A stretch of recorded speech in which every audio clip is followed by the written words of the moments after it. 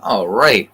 So I was just minding my business, binge watching some American Horror Story, because why not? Because that's what you do. And I don't know, seriously, something said just check your email. And I did. And lo and behold, there was an update today, a surprise update for Pocket Pennant Run Baseball. Now, this isn't a big update, but I think it's still pretty cool. I think the big ones are still on the way later on down the line, such as draft leagues, things like that. But this one I think is a good quality of life. So we're going to play through a game here. We're going to play the 1906 Chicago Cubs against the 1906 Chicago White Sox. These two did meet in the World Series. Um, I didn't check to see if anybody else was streaming. I figured this would be something people might want to watch later. I'm going to go ahead and do this game. So, but what was added? So, you go up here to options. That's really where first Craig said that a lot more bugs were squashed. To be honest with you, I didn't find a lot of bugs, but to test it, I found a workaround for the previous version to this that if you open the score sheet, that would always prevent the end of game crash. If you didn't, it would sometimes crash. So we're going to see what happens there. So besides doing a little bit of bug hunting tonight, if you go to the options screen, you're going to see a couple things added here. The thing that I really, really like first is the save game. Now, you know that the game saves after every at bat, just like, Action PC Baseball does. But you can actually save the game independent of that, which is really, really cool. I like that. Now, for people who had trouble reading the dice, with the contrast of like black on red or whatever, you can choose here to use a red die with white numbers or the red die with black numbers. So I think that's really, really cool. So for people that had trouble reading the dice, there you go. So I just feel like playing a game. Why not? Just because, and then who knows, we might get the stray person coming in that hasn't seen Pocket Pennant Run. What this is really, it began life as a cards and dice game. They came with this incredible software called the Pocket Pennant Run Manager. But it's incredible. You can check out some of my past videos to see what this does. But what you're looking at basically now, at least on your screens, is a way to play the cards and dice game right on your PC, including the dice and everything. This comes with a database of over 316,000 players, names, whatever. It comes with around 200,000 as-played games, and every major league season in baseball going back to 1871. It's got all the Negro Leagues, All-American Girls Professional League, about 20 years of AAA minor league baseball. Nippon baseball is in here, Korean baseball. So there's a lot. There's really, really a lot packed in this little game. $14.99 for the PDF version, which also gives you access to this software, which is incredible. And again, I've demonstrated it a number of times in the channel. So go back and just search through my videos and look for Pocket Pennant Run. I haven't created playlists because I'm not organized, but look for Pocket Pennant Run. Probably the latest update, I think, was about 2 weeks ago, or the latest video I did of this, to understand more about what's involved in the software, because it's incredible. All right. So here we go. Let's have a look here at the lineup for the visiting 1906 Chicago Cubs. So leading off the first base is Frank Chance. Batting second at second base, Johnny Evers. Batting third, and in center field, Frank Wildfire Schulte. Batting in the cleanup spot, the third baseman, Harry Steinfeld. Batting fifth in left field, Jimmy Sheckard. Batting sixth and catching, Pat Moran. Batting seventh and playing shortstop is Solly Hoffman. Batting eighth in right field is Jimmy Schlegel, and taking the mound and batting ninth is Three Finger Brown. We got a pitcher's duel, at least I hope, two of the greatest of all time. So opposing him for the Chicago White Sox will be Ed Walsh. So here we go. This is This is not an as-played game, so this comes from one of the features where you can just select any two teams from anything in the database. So I just selected 1906 because I haven't done dead ball in a while. All right, so Frank Chance steps in the box. Ed Walsh has the sign. Here's the wind and the pitch. This one grounder to second, and that's going to be an error, bobbled on the play. So Chicago Cubs open it up by getting a little gift. That scored that one in E4. All right, a runner on, and that will bring up Johnny Evers. Evers batting lefty here. Walsh has the sign. Here's the wind and the pitch. And this one swung on, and this one base hit. Base hit.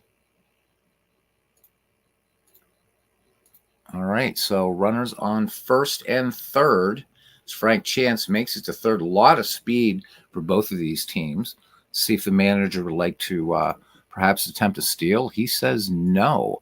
Let's look at the numbers here. So Johnny Evers definitely a base stealer, but Cubs looking to stack up some runs. All right, here's Frank Schulte now. Here's the pitch, and that's a 12 off the batter dice.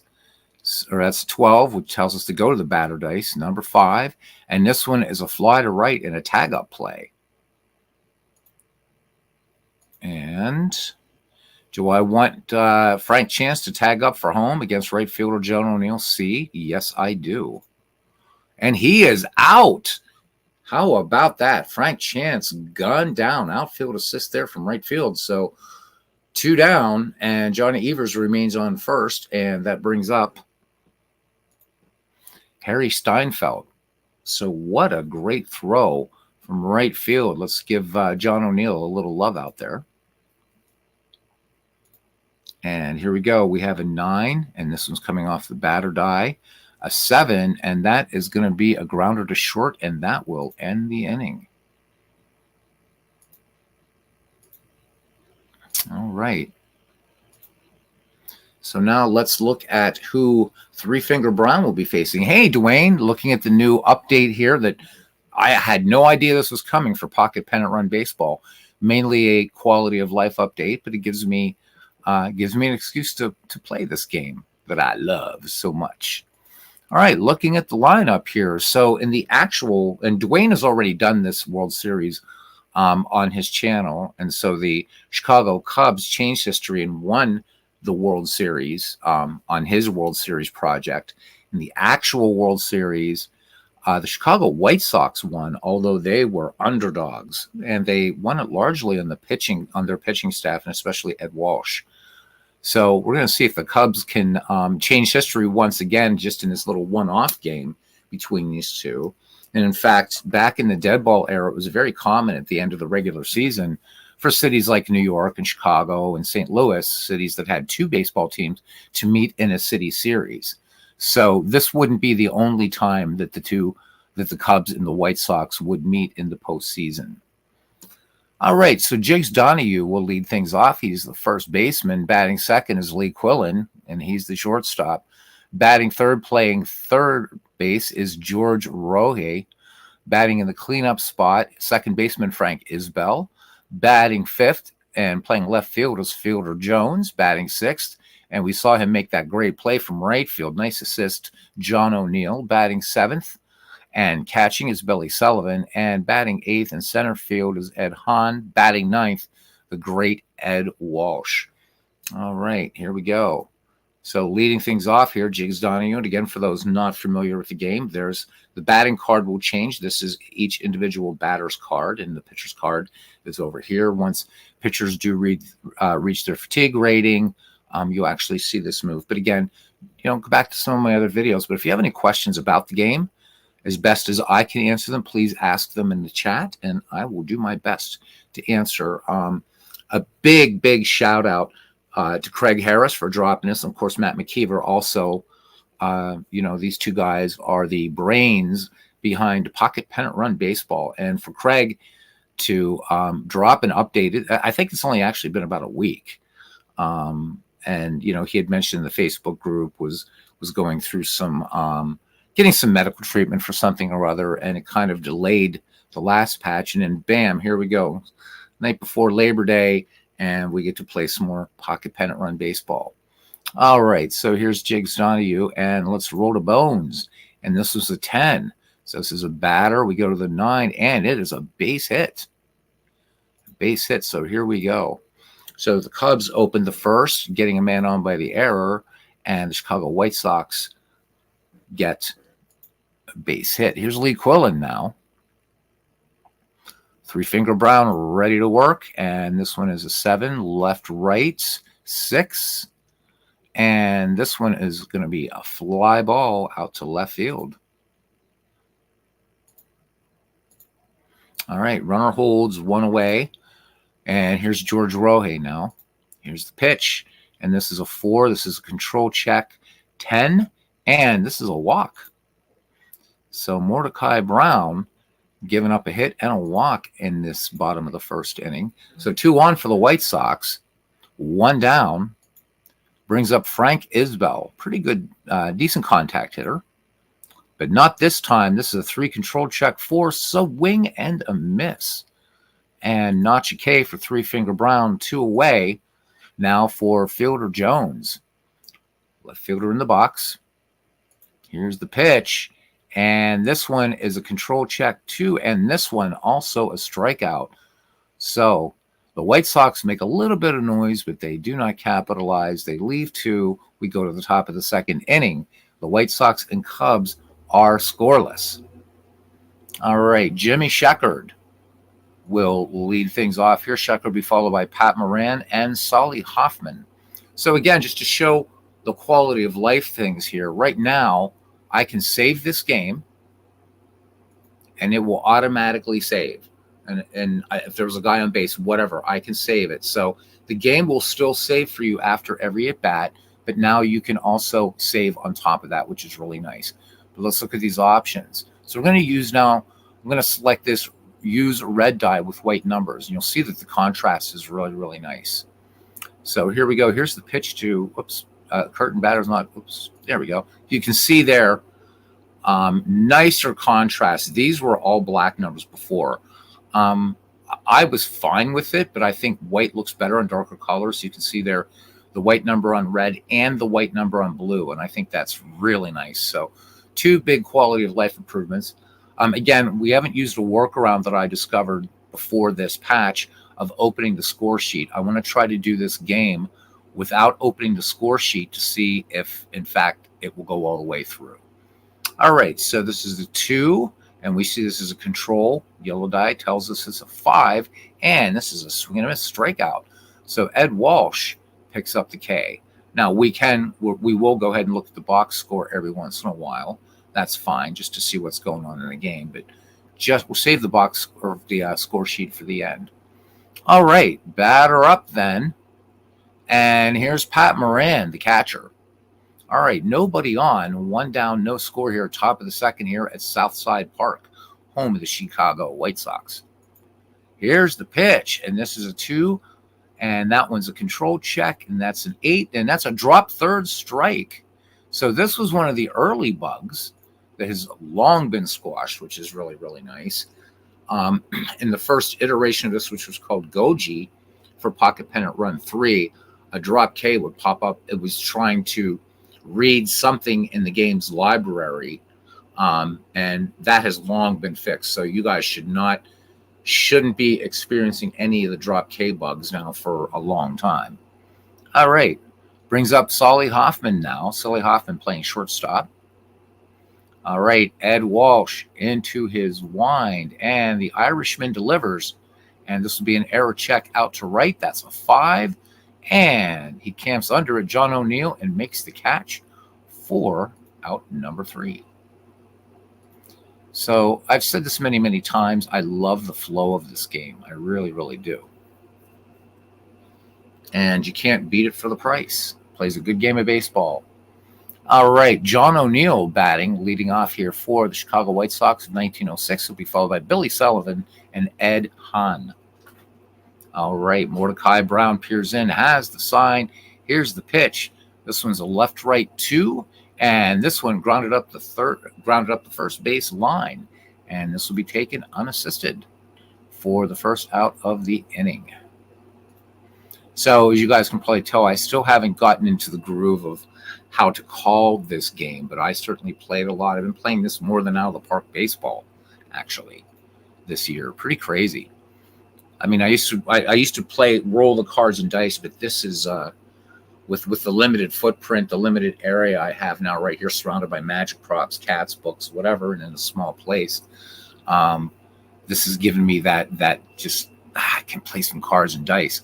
While Dwayne Martz is here, I also want to remind you guys, hopefully maybe Dwayne and I can hook up after this game and talk about when to do this. We're both going to show you guys how to play Status Pro Baseball in Digital Diamond. It's included 2 baseball games in 1. So I consider that game and this game and Out of the Park Baseball three of the best bargains in digital baseball gaming that you can get. So hopefully Dwayne and I will get that maybe hooked up even for you. Probably too late for Dwayne tonight, but maybe tomorrow. And before we continue with this game, Bernie Strom and I are also going to be meeting tomorrow at some point, and we're going to create an interesting prelude to the next edition of the Ned McGreevy League. So I'm going to be picking 8 teams from the National League between the years 1893 and 1919. Bernie will be picking 8 teams from the American League from 1901 to 1919. He will play the American League season and Out of the Park Baseball on his channel. I will do the National League season, so whatever those teams that we pick. And then at the end, whoever wins the NL pennant will play the winner of the AL pennant in a little World Series, and we'll alternate games on Bernie's channel and my channel. But during the regular season, I'll be doing Dead Ball National League, and he'll be doing Dead Ball American League. So a lot of fun to be had, and that's something I'm really looking forward to trying in this once Craig releases later on down the line the draft leagues and the schedule generator and stuff like that. It'd be a lot of fun. Guys, I can't recommend this game too highly. You really ought to pick it up. What can I say? If you saw my baseball library and the amount of baseball games that I own, I don't claim to be somebody like Kurt Berglund, but I've loved baseball for decades. It's the only sport I follow, and I'm picky when it comes to baseball games. And this one is just fantastic. I love it, and you cannot beat the price. All right, here we go. Billy Sullivan, and this was a 3. This is a control, and we look on the chart 8, and this is a drop K. What's nice is sometimes runners will get on a drop K. It doesn't happen a lot, as we know in baseball, but at least it does still happen. All right, so 2 away here in the bottom of the second, and the Chicago White Sox send up Ed Hahn. Ed Hahn is the center fielder. Mordecai Brown deals, and this one is a 7, left-right 7, and this one's going to be a fly ball to center, and that will retire the side. Oops, I hit instead. Fly ball, center field, and that does it. All right, we head to the top of the third, and the Chicago Cubs of 1906 will send up Jimmy Slagle, 3-finger Brown, and back at the top of the order, and Frank Chance. Slagle in the box now. You guys will also notice here, because I haven't shown any dead ball from Pocket Pennant Run, that you'll see more triples. So when you look at the batter cards, you're going to see triples. Makes sense. You're also going to see a lot more speed ratings. It's going to look very, very different, and this game does pretty well. So let's see if the manager wants to try something sneaky. Okay, he's not talking about a bunt or anything yet, so let's just go with it. All right, and this will be a 10, batter's card, and that's a 6. I always call it a card, but I mean the dice. This will be just a fly ball to left field. Also, Craig, I keep hitting hit. That's my fault, guys. It's not the game's fault. Craig just put up a video. It's about a 3 or 4 minute video the other night. So do check back. He's going to be doing a lot more videos on Pocket Pennant Run. I don't claim to be an authority at all. Just a fan who loves the living crap out of this game. All right, here's Mordecai Brown now. And here is the wind and the pitch from Big Ed Walsh. A little spitball action coming in. This is a 4 control, and that's a strikeout by Ed Walsh. So he strikes out his mound opponent, and we swing back around to the top of the Cubs order. Frank Chance. Last time up, there was an error. Second baseman Frank Isbell, which allowed Chance to reach. All right, Ed Walsh ready to deal. He has 3 strikeouts in this game thus far. And this one, ground ball to short, and that's an error check 6, and that's going to be a ground out 6-3 as Lee Quillen double pumps and fires on to first. All right. And that will be the third out. And we go to the bottom of the third, and we are still scoreless here in the Windy City, even with the background of Forbes Field. All right. Ed Walsh will lead things off for the White Sox. Then we go back to the top of the order, Jiggs Donahue and Lee Quillen. All right. And Brown deals. This one's off the batter die. It's an 8, and this one fly ball to right field. So we have us a good old-fashioned pitcher's duel going on right here. Remember when you're clicking these guys to remember how this works. Outfield's at the top, left, center, right. Here's your infield around the horn, and then your battery right here. So once you get used to thinking that way, it's really easy to select your plays and stuff like that. All right, 1 away now, and we're back at the top of the order. Jiggs Donahue opened the bottom of the third for the Chicago White Sox, or the bottom of the first, with a base hit.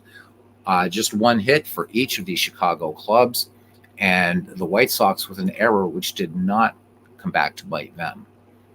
All right, Donahue waits for the pitch. This one grounded to second. So we see it's a defense check on the second baseman. That's a 10, and that's going to be a single. So it gets under Johnny Evers' glove and into right field for a base hit. I should also remind you that if you want to play with the advanced rules in which you will see zones on the diamond, you certainly can do that as well. For ball locations, for fielders making range plays and stuff like that. I've just been showing you the kind of the normal game, but if you want to ratchet that up and you want to play, that's over here. You can play either normal or advanced rules. I've just been playing normal rules, and you don't even have to click those. It just defaults, but you can choose normal for pitching, advanced for batting and fielding, or vice versa, or both, or none. Okay, so go ahead and close this. All right, so we got a runner on first. Let's see what kind of speed here we have here in Donahue. Okay, good runner here. Let's see what the White Sox want to do. I do like to check with the manager. Okay, not calling for a stolen base. So batter up, here's Lee Quillen. His last time, he flew to left field. Oh, my God, Will Toole coming in. Hey, Will, how you doing, man? Good to see you. So, guys, I'll show you again that quality of life change. So we are showing with the white numbers, of which I like. Now, if we go back to the die, we'll do a red die with black numbers. It actually applies to both. So let's go ahead and roll them. Now you can see everything. Well, the white die's always been white. But you can see now that you have black on red. And I kind of like the white on red now. So I'm going to change it back. Hey, cousin, I'm doing some dead ball here because a new patch for this game just dropped. All right, so this is a 3F the pitcher card, control 10, and Mordecai Brown walks Lee Quillen. How about that? All right. So let's go back and let's use the red die with white numbers. I forgot that the blue die was always white on blue. I like the contrast better. I think it should just stay that way. All right, here's George Rohe. He walked, so there's 2 runners on, 1 down here in the bottom of the third. 1906 Cubs, 1906 White Sox. All right, here is the pitch. This is a 4 control check, and this is a strikeout. Big strikeout there for 3-Finger Brown. So 2 away, and that will bring up Frank Isbell, who struck out last time. 4 strikeouts for Mordecai Brown, so both pitchers doing the fastest thing, if you remember that great line from Bull Durham. All right, Isbell in the box. Here's the pitch. This one grounded to second. That's going to be an error check, a 9. And this is going to be right to Evers, who's going to fire onto Frank Chance for the final out of the inning. So we will just call this a ground ball, second to first. And that is it. We go to the top of the 4th inning, and we are scoreless here in the Windy City. Hope you're doing well, cousin. All right. So Johnny Evers will lead things off for the Chicago Cubs of 1906. Last time he singled, Evers will be followed by Schulte and Steinfeld. All right, lefty Evers in there, the crab. Ed Walsh has struck out 3, so just 1 behind his mound opponent. And here is the pitch. This is an 11. That's a batter 3. And this one, ground ball to third for the first out of the inning. Okay, 1 up, 1 down. And here comes Wildfire Schulte. He flew out to right his last time up. And this was an 8, a left-right. So we go to the left-right, go to number 9. And this one is a grounder to short. So playing much like a dead ball game so far. I'm liking that. All right, quickly, 2 up, 2 down here for the Chicago Cubs in the top of the 4th inning. And that will bring up the third baseman, Harry Steinfeld, frequently forgotten about in that Tinker to Evers to Chance, double play combo. In fact, poor Harry wasn't even mentioned in the poem by Franklin P. Adams. Again, if anybody has any questions about the game, I will do my best to answer them. This update just dropped tonight. Brian Piggs, he says, hi, it's pretty easy to modify the ratings and reprint the ratings. Or is it pretty easy to modify the ratings? Yep.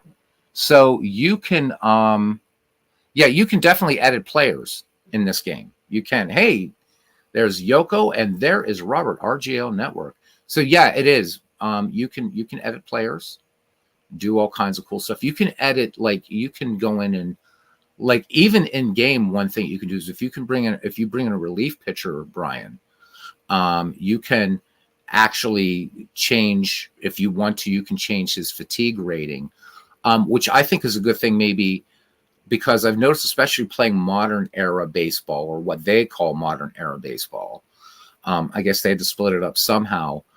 You would see that you didn't have a lot of middle relievers, so you can change that. But yeah, there's a lot. I don't know if this is, I recognize you from in here before, so I don't remember if you were in here for one of these. But what this software can do is incredible. So this isn't just some, like, it's not just a conversion of the cards and dice game into digital format in the same way that,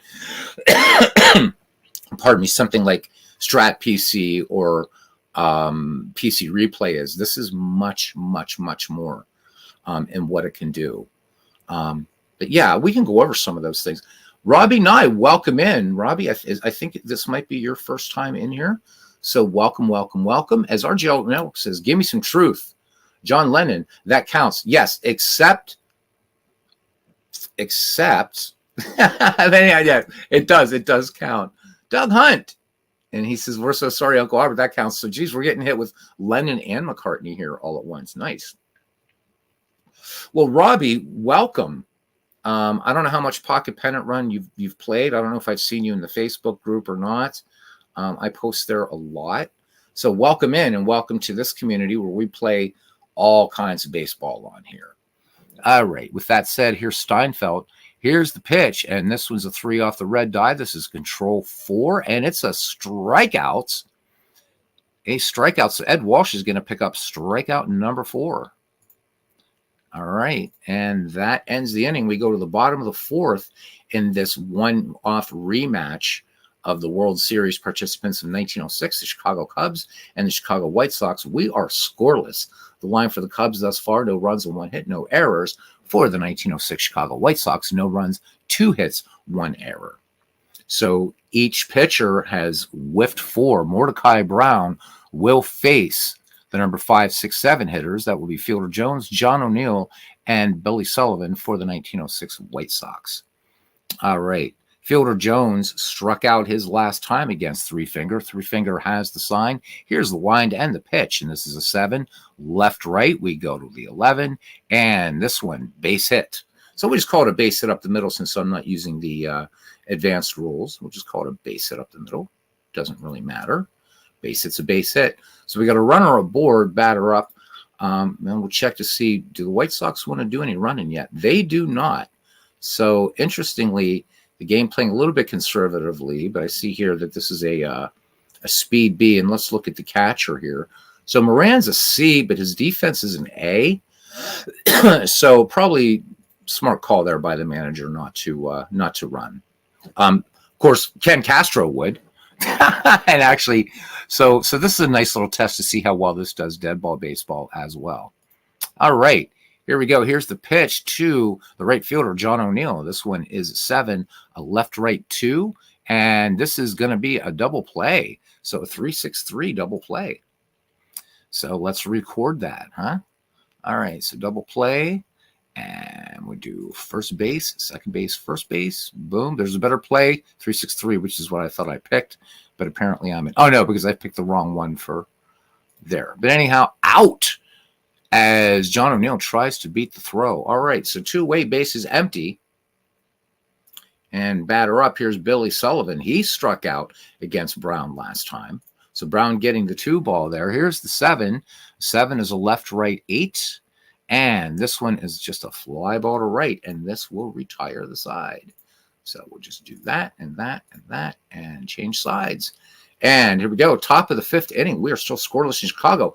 Tim, Clee baseball fan, 879, another channel everybody should subscribe to. So welcome. And Robbie, you are very welcome. Hopefully you'll come back, visit. And if you haven't, please subscribe to RJO Network, to Clee Baseball Fan, to Sakuni 007, and to Dwayne Mart's YouTube network as well. A lot of good content creators in here. And this is a great community, Robbie. So hope you feel at home here. And after you're here 3 times, you get a wrench. So that's something. All right, here we go.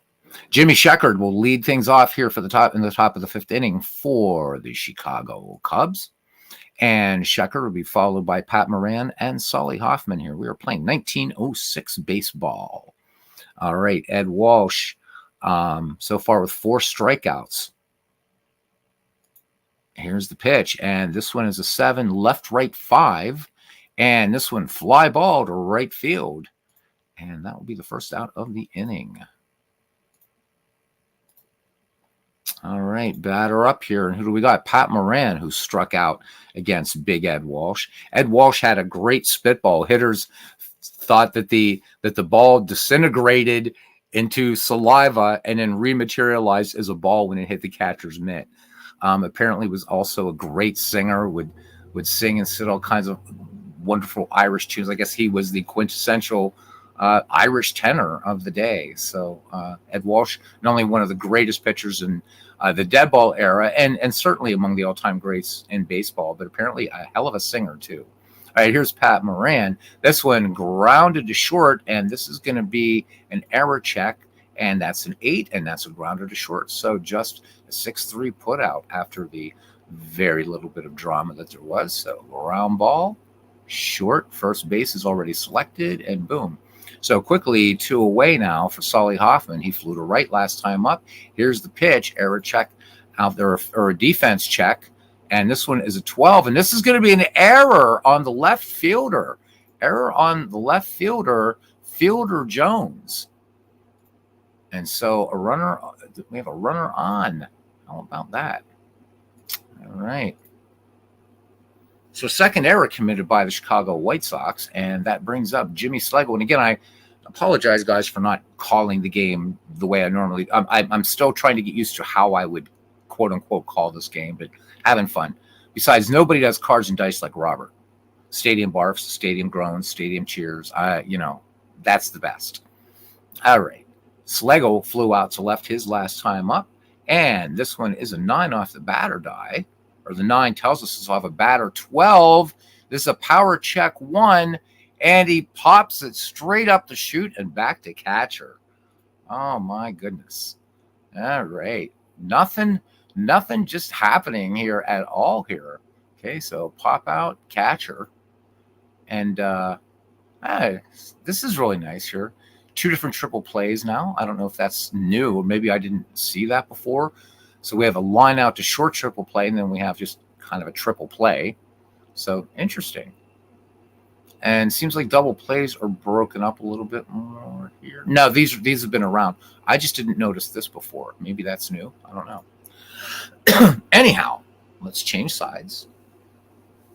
Nobody manages game like RJO either. There you go. All right, Ed Walsh, Hall of Fame, and had a ridiculous 1.82 earned run average. Absolutely. You know what? I keep forgetting I can do this stuff. Ken Castro says one of the great mysteries of the Dead Boy are how the Cubs lost the 1906 series to the White Sox. They beat up Mordecai 8-3. Yeah, the Cubs were heavily favored, and truly, go back on Baseball Reference and look at the 1906 Cubs. This was a great team. And the Chicago White Sox were nicknamed the Hitless Wonders.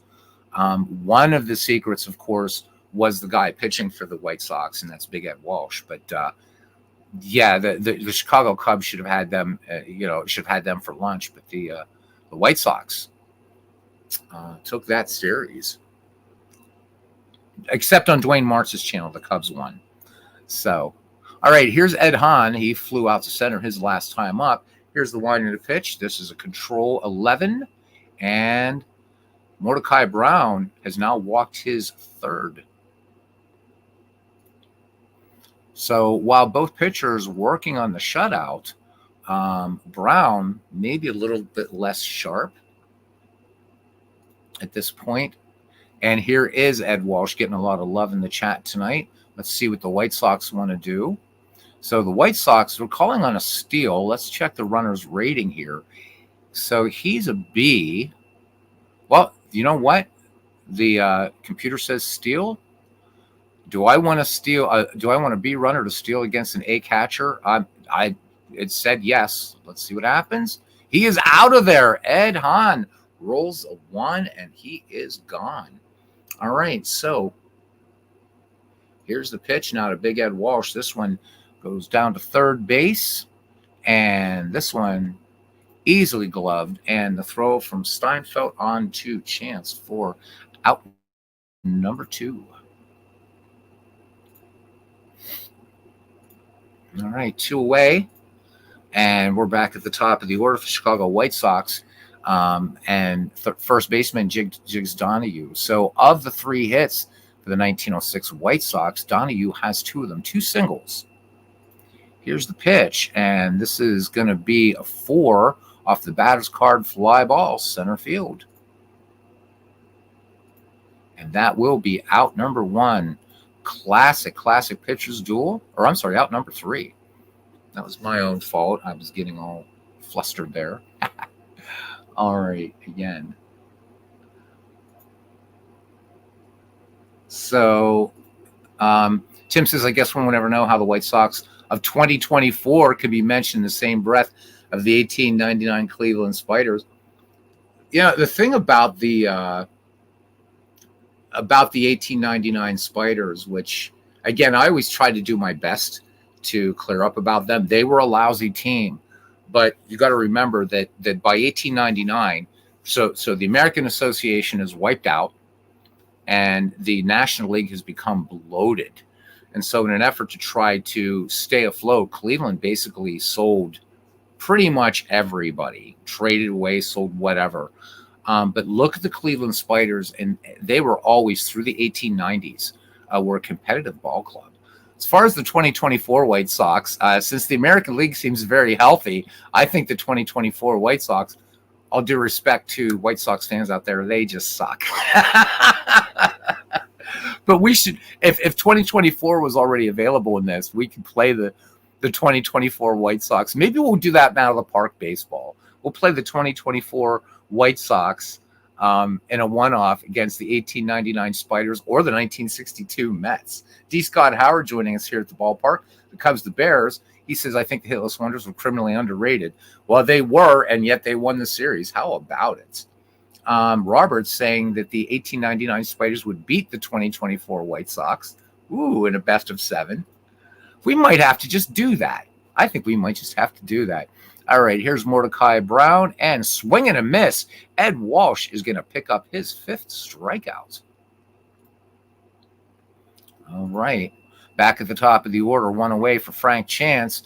He got aboard in an error in his first at bat and grounded out to short in his second. Here is the pitch. And this one is a 4 off the batter card and fly ball center field for the second out of the inning.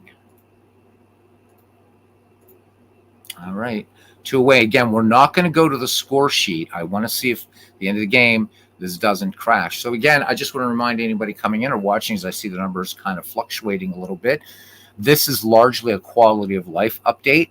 So when you go to options, you can now save the game. So the game would save after every at bat, just like Action PC Baseball does, for instance. But now you can save the game at any point that you want to. The other thing is for people that had trouble with the contrast of black on red, which if you guys were gamers back, a couple decades ago, you remember those old. Some of the copy protection was black print on red. Well, you had black numbers on red. So this might seem minor, but a lot of people were asking Craig for this change. So there it is. So you can select that from up here, and I'm going to leave it like that. I really like the contrast really nicely. There's been some other bug fixes. Craig doesn't usually release patch notes, but so far everything seems to be playing stable. The big test is going to be once this game's over, and if it can bring up that PDF without me doing the little workaround I discovered, then I'd say things are looking fantastic. All right, let's get a batter up here, and it's Johnny Evers. So he singled and grounded to third in this game, and this was a 7. So this is a left-right on the 7, or an 8, and this was a grounder to second. And that will be the third out of the inning. Again, for anybody that hasn't looked at this game for a while, you don't have to hit change sides anymore, which is really nice. All right, Lee Quillen will lead things off here for the White Sox in the bottom of the 6th inning. Lee Quillen in this game has flown to left and walked. Mordecai Brown thus far through 5 innings of work has given up 3 hits, no runs, struck out 4, walked 3. And this one, a big swing and a miss. So that's going to be the 5th strikeout for Three Finger Brown as Quillen goes down swinging. All right, 1 away now for the third baseman, George Roje. So Roje has walked and struck out in this game. Here's the pitch, and this is going to be a batter 1, grounder to second. So Joe Tinker on to Frank Chance for out number 2.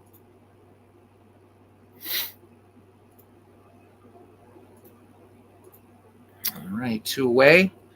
And that brings up Frank Isbell. Isbell has struck out, and he has grounded out.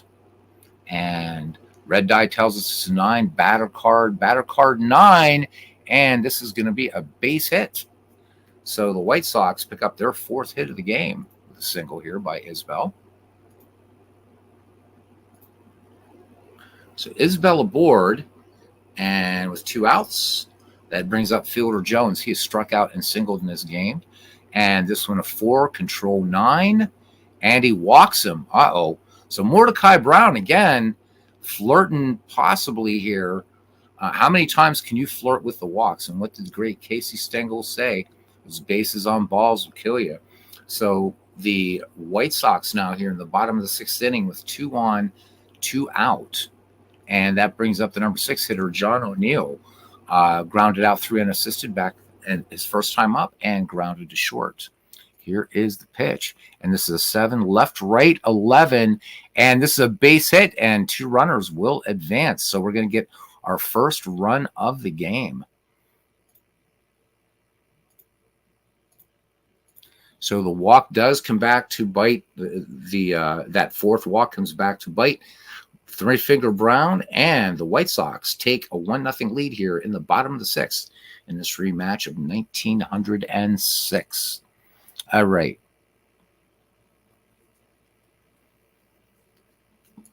So Ken, needless to say, I was for the Cubs, but the Sox always were good. And no, I wasn't at the games. The Cubs, the Bears. He was in school that day in 1906. All right. Runners at first and third. And it brings up Billy Sullivan. Billy Sullivan has struck out and flown to right. So the White Sox score the game's first run in the bottom of the sixth inning. Here's the pitch. And this is a 12 off the bat or die. So we look at the batter card, 3. And this one's going to be a grounder to third, and that will end the inning. So ground ball and third, and boom. All right. We go at the end of the sixth. It is Chicago White Sox 1, the Chicago Cubs nothing. Due up will be Wildfire Schulte. Schulte will be followed by Harry Steinfeld and Jimmy Sheckard. All right, the Cubs looking to draw even here. So far, though, Ed Walsh with 5 strikeouts and pitching a 1-hitter right now. Up next for the White Sox, 3 games at the Baltimore Orioles. Tim says he spells a good chance at a 13-game losing streak. Are they on another huge losing streak? Seriously? Wow. Because didn't they tie the 1980, was it the 88 Orioles? I think it was 88 or 89 Orioles that had that that huge 20-some game losing streak or something earlier in the year. I thought the White Sox had tied that. So they're on another one. Ouch. That's oof, that hurts. All right, here's Schulte now. They've lost 10 in a row. Robert says that the Chicago White Sox have lost 10 in a row now. Oh my God. That's terrible. That is terrible. All right. This one is 10. This tells us that it is a 5 on the batter card, and this is a fly ball to right. Again, I think this game has a really, really nice flow to it. Again, we have a lot more people in here, so thank you for coming in. Appreciate it. Dwayne Martz and I are going to be doing a tutorial on playing Status Pro Baseball in Digital Diamond Baseball. So hopefully we're going to do that tomorrow for your Labor Day enjoyment. All right, here's Harry Steinfeld, grounded out and struck out in the game. Ed Walsh pitching a beauty right now, a 1-hit shutout. All right, here's the pitch, and that's strikeout number 6. Harry Steinfeld didn't even move the bat. Beautiful pitch in there. Another spitball by the great Ed Walsh. So notch 6 for him, 2 away, and that will bring up the left fielder, Jimmy Sheckard, really superb player from the dead ball era. And this is going to be a fly ball to right, and we're going to look at the 6 on John O'Neill, and this is a fly to right, and that will end the inning. So Ed Walsh with a nice, easy inning, and the Cubs just having a hell of a time trying to solve him. We go to the bottom of the 7th. In 1906, the 7th inning stretch didn't exist yet, but the 7th inning drink of water will. So there you go. All right. I'm not seeing any questions. Oh, okay. So Tim is telling me here. He says, sorry, because the White Sox tied the record of the 88 Orioles at 21 in a row. Wow. That's incredible. And they've lost 107 games, which is a new Chicago White Sox record. So there's enough time left in the season. Mathematically, they could do worse than the 62 Mets, I guess. I don't know. So I haven't done a lot of, like, with the running, Ken. I'm still kind of feeling that out. So, like, right now, we've got Ed Hahn up here. Now, see, it is calling for a bunt. And he's the number 8 hitter. So it's partially me not doing a lot of running, as I've done very little dead ball in pocket pennant run, Cousins. So as I get more used to playing more dead ball baseball in this, you'll probably see me playing a lot more aggressively, but I do like to at least look at the manager decisions here. So I do like the fact that it's calling for a bunt. We're not going to. We're just going to let him swing away. But I think it's cool. But the flow is real easy, and it's just as easy if you're playing with the physical cards and dice. You just, boom, look at the chart, go, bang, and that's it. Super fast. All right, this one is going to be a 3. So now it's a control check 12, and he walks him. So my little house rule, and I think this is also in the game anyhow is where it says wild pitch and walk. I choose to just walk the batter rather than calling it a wild pitch. So Mordecai Brown has walked his fifth. If somebody's on, then it's a wild pitch. Because a wild pitch, when the batter's up, it doesn't mean anything unless you're, at an 0-2 count or whatever, which this game doesn't do pitch by pitch. All right, here's Big Ed Walsh. So let's see if he can get himself, help his cause out. Holding the Cubs to one hit, he himself is flown to right and grounded third. Here's the pitch. And batter's eye says that this is a 5. So this one is a grounder to third, lead runner. So we'll do ground ball, lead runner. And this is going to be boom. And there's a better play, 5-4. Yes, we will use it. So fielder's choice and one away. And that's the other thing is it will correct you or will suggest a better play, which that was a fielder's choice play. So it's kind of hard to mess up. All right, here's a 9 on the batter die, and that's 2. Actually, not the red die tells us it's a 2. And this one is going to be a 6-4-3 inning ending double play. So we got us a double play, and that's a 6, that's a 4, that's a 3, and Jigs Donahue. Yep, he's got him down. So 3 down. Now here's again where you see the fatigue rating. Now this, I will pause here and say this because this is and Craig, I don't even know if you're catching this. If you are, there is one little tiny criticism that I do have. Is dead ball is I'm seeing fatigue ratings for these dead ball pitchers that I think aren't correct. Plus the fact that guy's hitting he's throwing a one hitter. They had high pitch counts back in those days, as I'm sure you know, but they weren't bearing down and throwing 99-mile-an-hour fastballs either.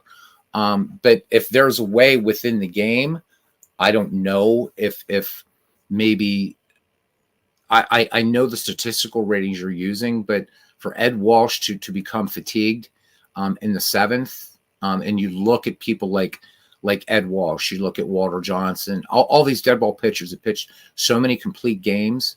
I'm kind of about this. It's not going to hurt him that much. So what you're going to see up here is this K will disappear. This row will actually disappear, but you're going to see still a lot of strikeouts for Ed Walsh. But this again feels too modern baseball, to today baseball. Actually, how many pitchers go 7 these days?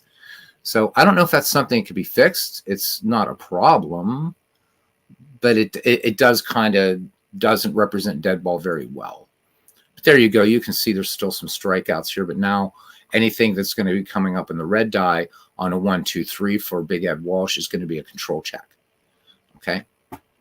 All right. Here's Pat Moran leading off in the 8th, and let's see what the Cubbies or what the White Sox want to do about Ed Walsh. Okay. So the nice thing is it's not calling for a relief pitcher. So that's good. But it just feels weird to me that Ed Walsh is getting that sort of modern baseball penalty. Again, not a knock, just a suggestion. The other thing, too, is when I was playing this before offline, I was playing 2 teams against each other, and the managers were actually here for the dead ball teams. I know they are for what you call modern baseball. They're not in here for here. So I don't know if that's maybe because I did a box score replay as opposed to a quick play, and maybe that doesn't give us the managers. I think it's playing all right. I think the 1920 to now in this game plays great. I do think it does need a little bit more attention to the 1871 to 1919 period. So just a suggestion if it can be done, but guys, if not, you can make some house rules, do whatever, I guess. But that's most of you don't play in this era of baseball anyhow. So, rest assured from 1920 on, it plays, it does. And it's playing well here. It's playing well here. Nice to see 2 errors again. It was rare to have an errorless game in the dead ball era. All right, it will be Pat Moran, Sully Hoffman, and Jimmy Slegel due up for the then West Siders. So the Cubbies aren't on the North Side yet. All right, here's the pitch, fly ball, left field, and Fielder Jones camps under it, and he will make the first out.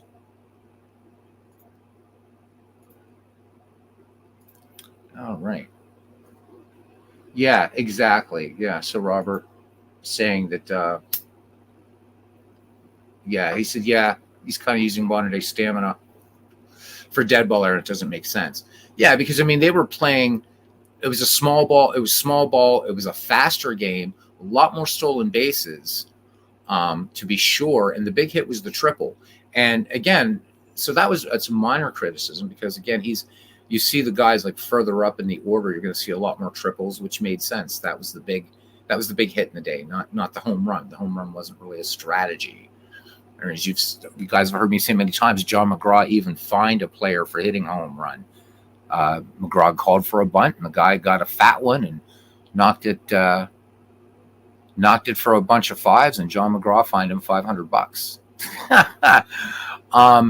But you do see that. I am a little bit concerned about pitchers because there wasn't a relief staff as we understand it, especially not now.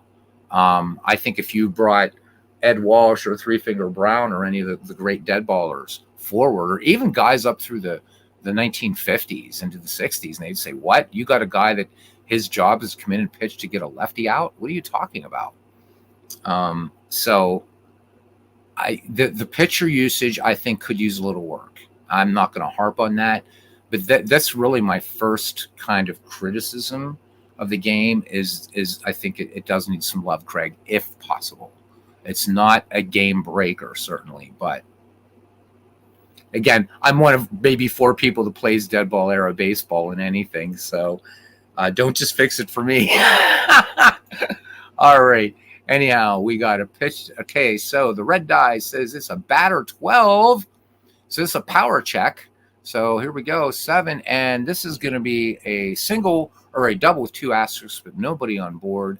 But I just like to always, even though I don't have to do it, I'm going to do it. There's nobody on, but it just keeps me aware of what I'm doing. All right.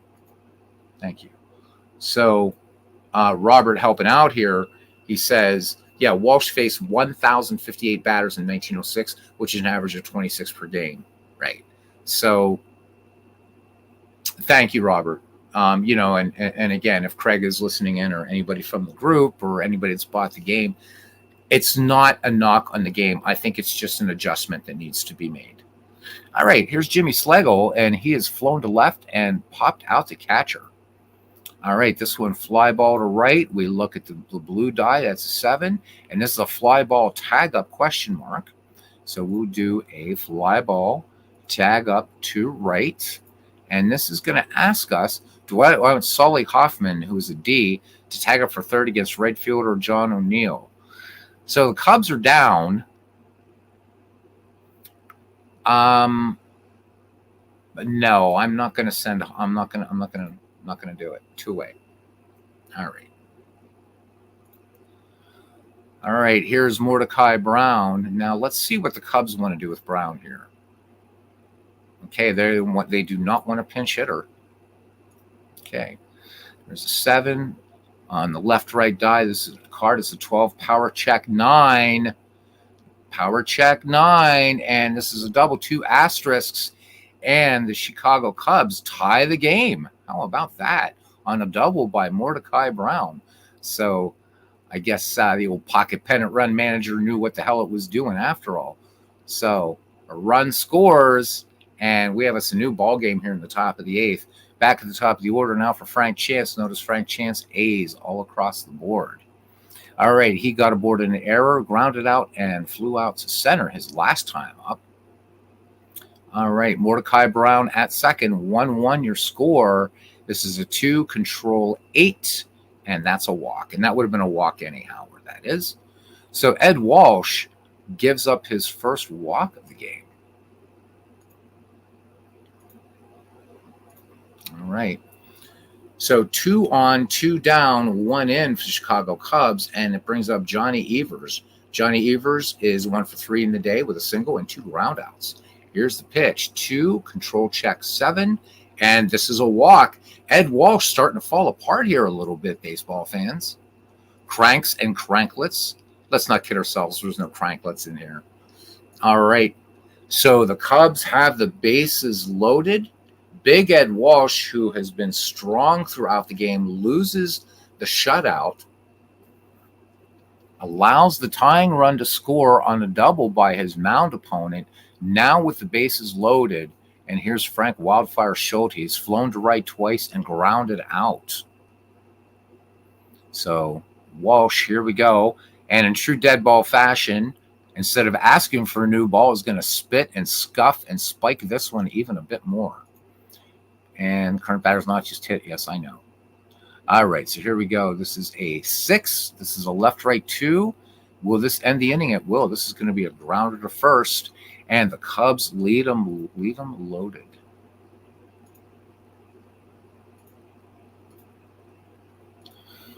All right, so now Brown is fatigued also, and again he's going to just take the hit, the same kind of hit that Ed Walsh did. So he's going to go from an A to a B, an A to a B. What I like about this too is when you're playing a cards and dice game that has fatigue ratings for pitchers or fatigue penalties, you either got to remember or jot it down somewhere. This game will do it automatically. So you'll see here, just by way of illustration, we see 5 strikeouts on the control side. As soon as I do this, well, actually, it already did it. So Brown already he's going to be suffering just a tiny bit, but not a lot. Still a lot of Ks, which is what I like to see for these guys. All right. Anyhow, it automatically does that for you, which is really cool. It must be doing it now as when that pops up before you could see it when you clicked OK. All right. Anyhow, here's Lee Quillen, and he's flown out, walked and struck out. Here's the pitch.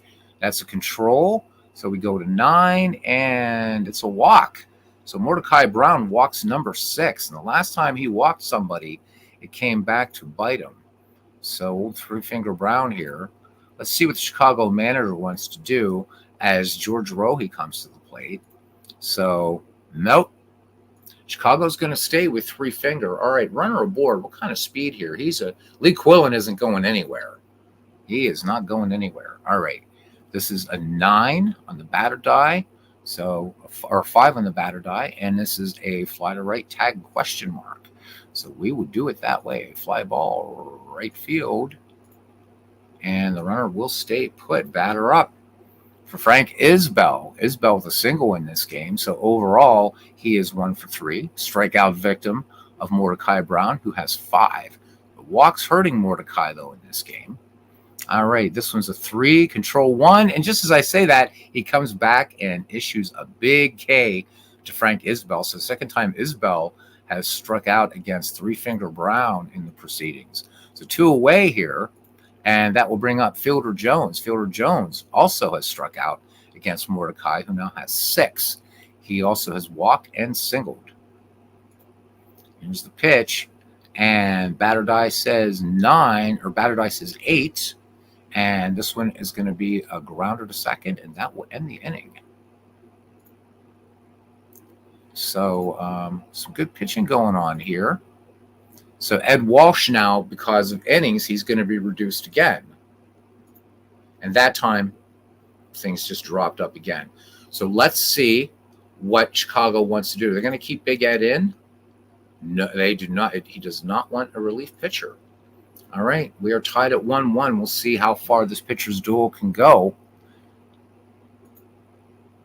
And this one is, the red die says batter 12.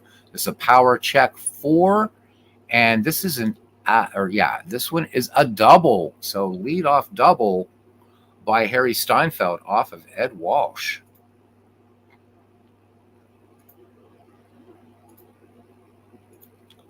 All right, so the potential go-ahead run here in the top of the 9th is on for the Chicago Cubs in scoring position, and it brings up Jimmy Sheckard. Sheckard has not been able to solve Ed Walsh today. He has struck out, flown to right twice. If he can get the ball into the outfield, though, that runner moves up. And that could happen right here. Batter die, 7. And this one is going to be a grounder to first, but the runner will move up.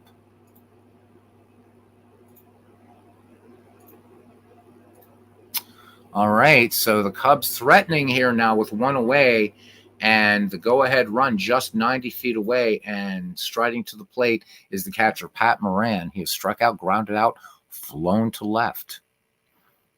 All right, Ed Walsh, let's see. What do the White Sox want to do? They're going to stay with big Ed Walsh. Oh, wait, no, they're not. So now they're calling for relief pitcher here.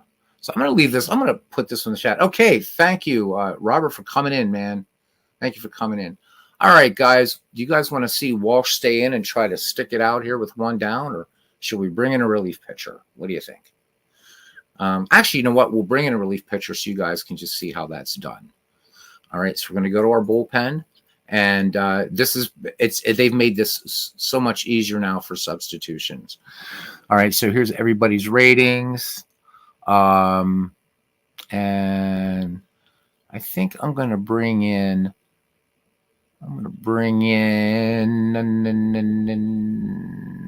Doc White. Now, here's where I was saying that you can change his fatigue rating. So his rating is a 4. I'm going to leave it like that. But if you're playing especially modern baseball, you're going to see a lot of pitchers with fatigue ratings like, around 2 or something like that. So, you can change those numbers, if you want. All right, so here's Doc White trying to prevent these Chicago Cubs from going ahead here. Pat Moran. Different things rattling around in his cerebrum right now. Here is the pitch. This one, grounder to short. This is a 4, and this is going to be a grounder to short, but the run will score. Pretty good ball game here. And the Cubs take the lead here in the top of the 9th. Batter up here for Solly Hoffman. He was aboard in an error. He is doubled and flown to right. Here's the pitch. And the red die says we look for the left-right, which is a 1. And this will be a line out to second, and that will end the inning. But not before the 1906 Chicago Cubs pick up the extra run and lead 2-1 as we go to the bottom of the 9th. And let's see. I'm hoping the Cubs are going to allow Mordecai to try to finish this one out. And they're saying no reliever. Now, they're saying to intentionally walk John O'Neill. I don't think we're going to do that. Realistically, they would never replace Walsh after giving up only 1 run. Oh, absolutely. I agree to Cubs the Bears. I kind of just wanted to do it to show substitutions. The other thing I do want to show for anybody that might have missed one of these before is I'm not going to actually pinch hit for John O'Neill. But if you remember before how it was like you had to like click all the way across and then back again, all you have to do now, and this is for pinch runners, pinch hitters. So if I had somebody on, I would just select this. But anyhow, I would just pick who I want to pinch hit, pinch run, click the appropriate button, and make changes. This is really, really simplified now, and I really like that. It was strangely convoluted, like before the last update. So again, this is just the way you do substitutions, and I like it. I like it. All right, so here's John O'Neill. Here we go. And this one, the red die is a 6. This is a left-right 12. This could be trouble. Power check 7. And it's a leadoff double by John Isbell. So his second hit of the day. So the White Sox refuse to go quietly into that good night. Tying run in scoring position here in the bottom of the 9th at Southside Park in Chicago, Illinois. And that brings up Billy Sullivan. Billy Sullivan has had some trouble against Three Finger Brown today. Struck out, flown out, and grounded out. Let's see now what the White Sox want to do with a runner in scoring position. So calling, interestingly enough, playing a little bit of Ken Castro baseball, now it is showing some good dead ball, right? So it is calling for a dead ball or calling for stolen base, calling for the bunt. Let's look at the speed on second base here. So that's a speed B. Ooh, this is tough. I think we're going to just try to bunt the runner over. So here's the bunt chart. This is so we're not playing. So we're just gonna roll the bunt chart. Okay, and this comes off the red die, and looks like that we have a 4, and that's a defensive pitcher. So we go to the pitcher's card, and we see that's a 12, and it's an error on the pitcher. Oh my goodness gracious! So we'll select this play, and remember, errors are under hits. And that allows the runner to advance. All right, so runners at first and third and nobody out. And here comes Ed Hahn.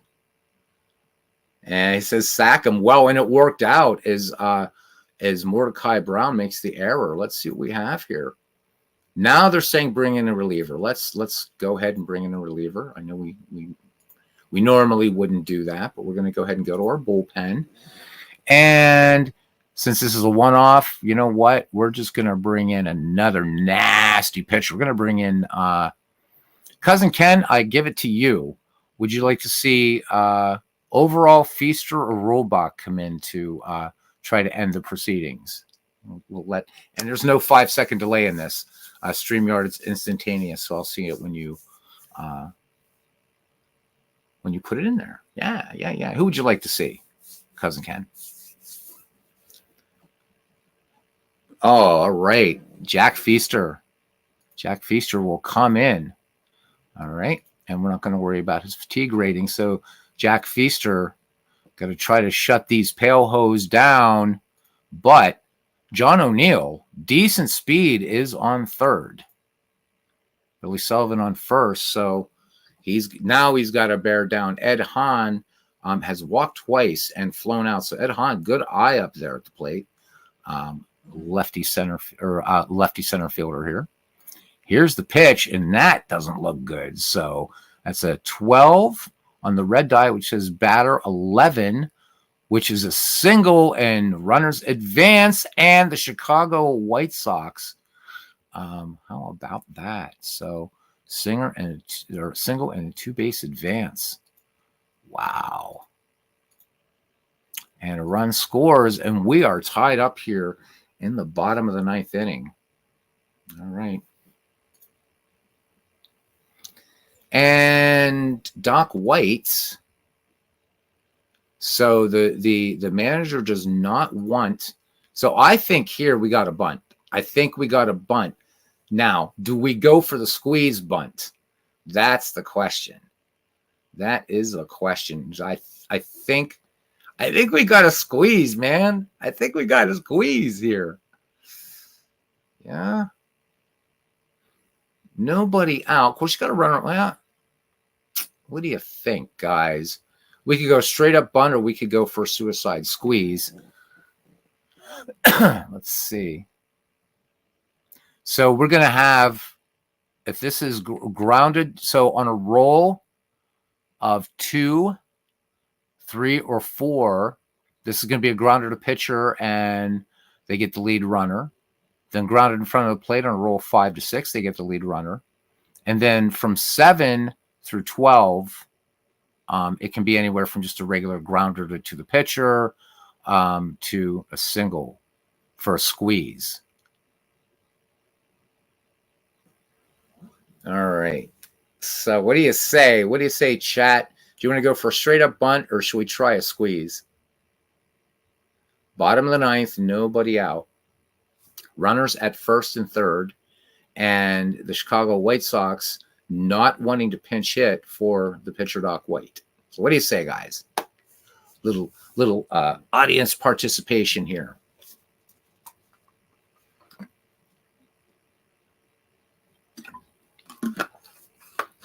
Ken Castro, the wheels are turning. Yeah, you would say suicide squeeze. That's exactly what we're going to do. Let's squeeze. Let's do the squeeze. This comes off the red die. And this is a 5 on the squeeze. And they get the lead runner. How about that? All right. So that's a G2L, grounded or bunted back in front of the plate. And they're going to get the lead runner. And that will, yeah, how about that? So G2L. All right. So where's my lead runner? Where's my lead runner? There we go. Where'd you go? Ground ball lead runner. And this is going to be pitcher, catcher. All right. 1 away. Runners at first and second. 2-2 your score. Batter up here. Yep, still only 1 out. And DeCubs the Bears to first to Ken. See, I mean, I didn't even know why I asked. I didn't know why I asked, but it was like just hit squeeze because that's what Cousin would call. All right, here we go. All right. On the pitcher's die, it is a 9, which becomes a batter 5. And this is a fly to right tag. So fly ball, right field tag. Yeah, we're going to send him. What the hell? And he is out of there. Oh, my God. He is out of there. Wow. Okay. All right. I already did select the play. Uh-oh. Do we have here popping up here? Yeah. Interplay. Uh-oh. Guess what? We got us a bug here, guys. We have a bug. How about that? Yep, game is locked up. Son of a bitch. What a great game this was. And we just had a lockup. So, Craig, if you're watching, we have a lockup. Son of a bitch. There is nothing we can do. Nothing we can do. This process is bricked, gentlemen. It is bricked. We'll never know. We'll never know. Actually, we will know. There we go. So we had a fatal error. So what we're going to do is bring it up. And it should have saved the game. All right. So it's cool. It's cool. No. It's okay, Ken. Now we get to test whether the saving game works. So it's all cool. It's all cool. So I'm gonna just do I'm just gonna pick just one of these you pick, we picks, just so I can just load the game. All right. So it doesn't matter here. We'll pick a game from 1909. Play game. And play game day, and options, load game. Do I still want to load a game? Yes, I do. Okay, we're going to browse here. All right, and we're going to go to our save data. Where are you? 1906. Oh, that's 79. Where's 1906? Oh, my God. Guess what? It's not here. I don't think. Wait. Yes, it is. Yes, it is. I think this is it. I think this is it right here. Save data. So this is showing 1207. Let's try it. Open. And submit. All right, we're good. We are good. No, it's all right. It's all right. Ken says, oh, for fuck's sake. We're fine. All right, so we had a lockup. But if this would have been a lockup and out of the park baseball, we would have been screwed. But this is nice. So this is what happens like when you get a lockup in Action PC. Just load the game. So we're good runners. I'm on first and second, 1 out. And here's Jigs Donahue. So, boop, here we go. Ground ball second. This is check on Johnny Evers. That's a 6. And it's a ground out, but the runners advance 1 base. So grounder to second. And the runners go up 1 base. So we're good. We're good, cousin. We're good. Runners to second and third, 2 down. And here comes Lee Quillen. Can he walk it off for the White Sox in the bottom of the 9th? 2 down. Jack Feaster. Let's see, what do the Cubbies want to do? Okay. Well, we're not going to, obviously, I'm not going to listen to the manager here and intentionally walk Lee Quillen, right? I'm going to walk Lee Quillen to get to George Rohe. I'm not going to do that. First base open in 2 outs. No way. Not going to happen. Hey, David, how you doing? So new patch drop for this today. So we got us a good ball game going on here. All right, here we go. Jack Feaster deals, and the pitcher die says this is a batter 1, and this is a grounder to third to end the inning, and we're going to go to extras. Hell of a game we got here. 2-2 as we head to the top of the 10th inning. Both relievers are gone. Let's see what they want to do. Is Doc White going to stay in the game for the White Sox? No, he's not. So the manager is saying bring in a reliever. So we are going to do just that.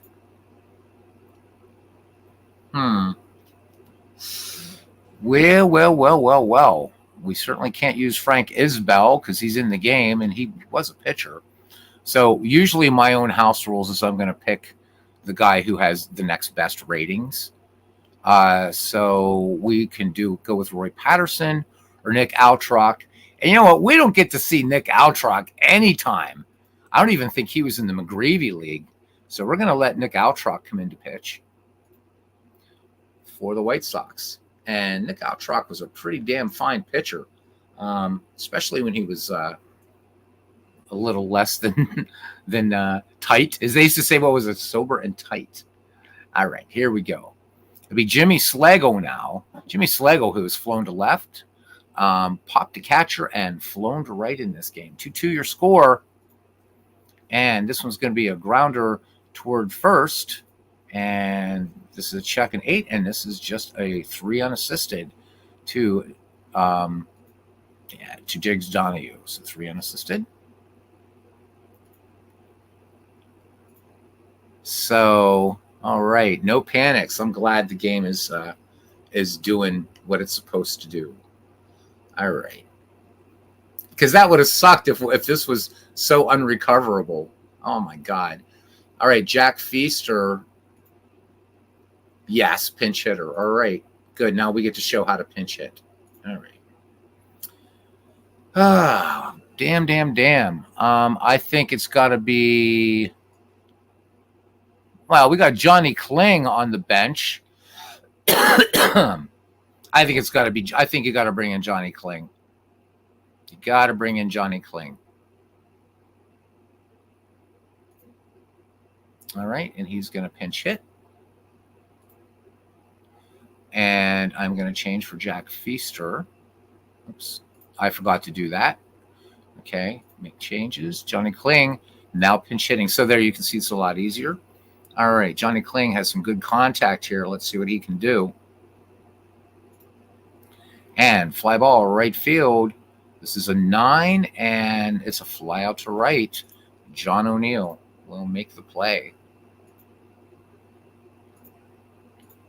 All right, 1 down. Here comes Frank Chance back at the top of the order for the 1906 Chicago Cubs. He is errored. He was safe on an error way back in the first inning. He is grounded out, flown out, and walked. All right, Nick Altrock deals, and this is an 8 off the batter die, which signifies that this is a 10, and this is a single by Frank Chance.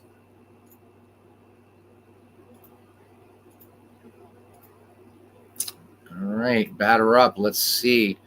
Does Chicago want to try the steal? Nope. Okay. Here's the pitch. And back to the pitcher. This is a 6. Grounder to the pitcher, but the runner will advance.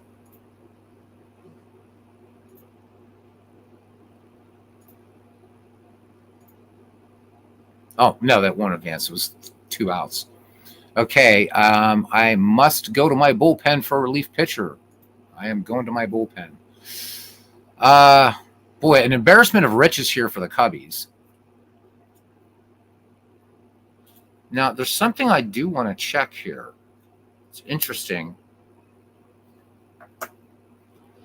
So we have to check something. It's showing Mordecai Brown on here. Now, he was our starter. If it lets me send him to the mound, then we found something that you can't do. Okay, good. That's good. Maybe for quality of life, because you're seeing like it will show players that can't be used. That I think that also needs to be in here. I know it's a pain in the ass, just a little minor thing that you have to click off, but I think showing players that were used in a game, especially when you get into more modern rosters, and let's say you're playing a season and you want to, you're at 40-man roster. I think it's nice to have this, just a little red line there if the guy's been in there. Okay. So that being said, what do you think about Big Ed Rulebach? I like Big Ed. We're going to bring in Big Ed. All right. And the band plays on. All right. Ed Rulebach will face George Rohater to lead it off. It'll be George Rohe, Frank Isbell, and Fielder Jones. Here we go. Last time up, George Rohe flew out to right. Good ball game here. All right, 7 off the pitcher's die is a left-right 5. And this one is a fly ball, routine fly ball to right field. Neither team asking quarter nor granting it. Here's Frank Isbell. Struck out twice in this game. Here's the pitch. This is a 2, control 9, and he walks him. So Ed Rulebach walks Frank Isbell with 1 out.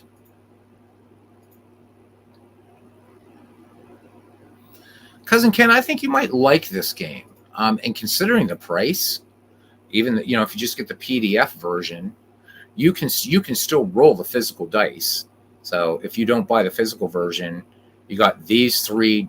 Just it's 3 dice, and everything else is here.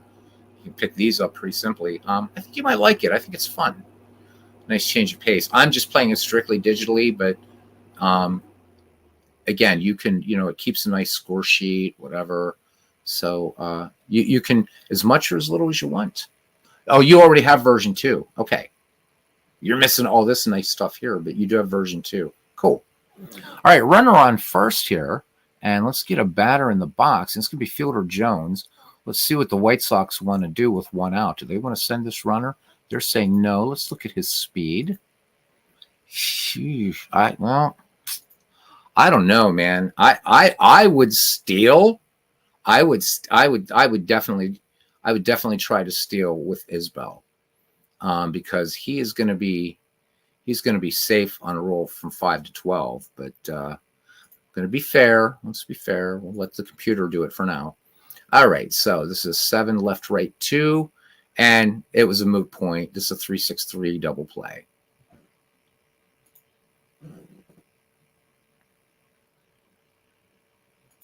All right. So there. Now I can sleep better tonight.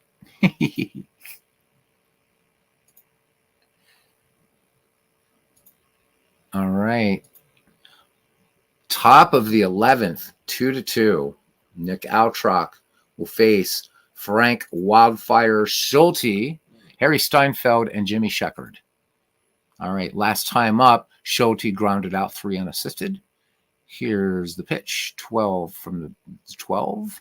Signifies batter 2, and this one a grounder to short. So 6-3 routine, 6-3 put out. For those of you scoring at home, 1 away. And here comes Harry Steinfeld now. His last time up, he doubled. All right, 8 off the pitcher's dice is a 11 on the batter die. This is a power check 6, and this is a double. All right. Runner on second, 1 away for Jimmy Shepherd. Jimmy Shepherd in this game has flown out twice, grounded out once, and struck out. Here's the pitch. And it's a 9 off the batter die. And that's going to be a single, and the runner will advance. The runner will, whoops, just 1. The runner will advance. Runners at first and third for the Cubs. Here we go. So the Cubs briefly held a 2-1 lead. You see all those zeros up there. So now the Cubs looking to take the lead back here in the top of the 11th. And that will bring up the catcher, Pat Moran. This game going a lot longer than I realized. But here we go. This is a 10. Batter 5 is a fly to right tag, and the run is going to score. Unless we get another big outfield assist. Which we did have one from John O'Neill earlier in the game. And he's out. He is out. He is out. John O'Neill with 2 assists in right field in this game. We go to the bottom of the 11th. I thought the Cubbies oh my goodness. All right. Here we go. So it's one of the fun things when you're playing cards and dice, you're managing both teams. How about it? In a way. All right, this is a strikeout. So Ed Rollbach wastes no time in striking out John O'Neill, who made that great second outfield assist. So 1 away, and here comes Billy Sullivan. Last time up, he reached on an error on the center fielder Wildfire Schulte. All right, so we have an 8 here. That signifies a 9 left-right, and this one is going to be a grounder to first. So 3 unassisted, quickly 2 away now for Ed Hahn. Singled his last time up. And Ed Rollbach says, no way, bam, and picks up strikeout number 2. And we head to the top of the 12th, and we are still knotted at 2. We are still knotted at 2. We still have, now we got the hardcore people hanging in. So it's all good. All right, Solly Hoffman will bat here for the Cubbies. It'll be Hoffman, Schlegel, and then we'll see about a pinch hitter for Ed Rollbach. All right, this one is at the 3, and this is a strikeout. So Nick Altrock says, all right, I can play that game too. So 1 out, Altrock picking up his first strikeout of the game. And here's Jimmy Schlegel, last time grounded out, 3 unassisted. Here's 8, and that's batter 6. And this is a fly ball, left field. And we'll just do it like that. All right. So 2 away. And it brings up Ed Rollbach. We're going to go ahead and I'm going to see what the manager says, but I think we're going to let him.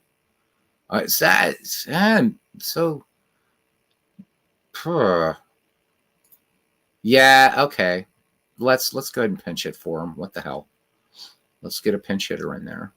All right. See, now you can see, guys, for the bench, it does show who you can't use. So we just need this for the bullpen as well. All right. So we're going to click on Ed Rollbach's name. And let me see. We got, it looks like it's going to be Jessler. I know Carl Lundgren was used a lot in a pinch hitting role. But if we're going to just play by these ratings here, I think Jessler's probably the better choice. So we're going to bring him in. Okay. Yeah, a lot of outfield assists.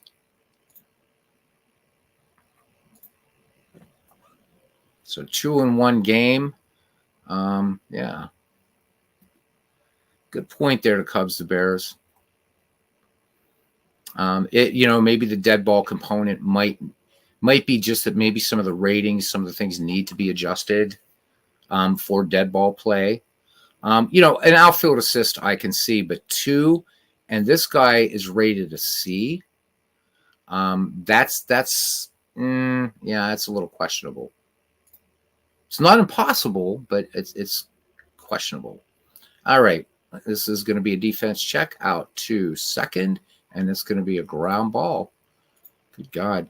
This is starting to remind me of the guys ever read the book by W.P. Kinsella. It's the third out. W.P. Kinsella wrote a book called The Iowa Baseball Confederacy. Everybody, of course, knows Shoeless Joe comes to Iowa on box socials. This novel is really trippy, and it's about this game that just goes on eternally and always has been. And it's an amazing book. You should check it out. W.P. Kinsella, The Iowa Baseball Confederacy. All right, I think we're going to bring in Orville overall. We're going to go ahead and do it. We're going to bring in Orville, boing, and we're not going to worry about adjusting his fatigue. All right. So here we go. Nick Altrock. I think the White Sox are going to want to pinch hit for him. Yes? No, they don't want to pinch hit for Altrock. Okay, then we won't. All right. And this is going to be an 8, left, right, 7. And this is going to be a fly ball to center field. All right, 1 up, 1 down. Back at the top of the order for Jigs Donahue, grounded out for 3 last time. And this one is going to be a grounder to first. And Frank Chance will take this one unassisted for out number 2.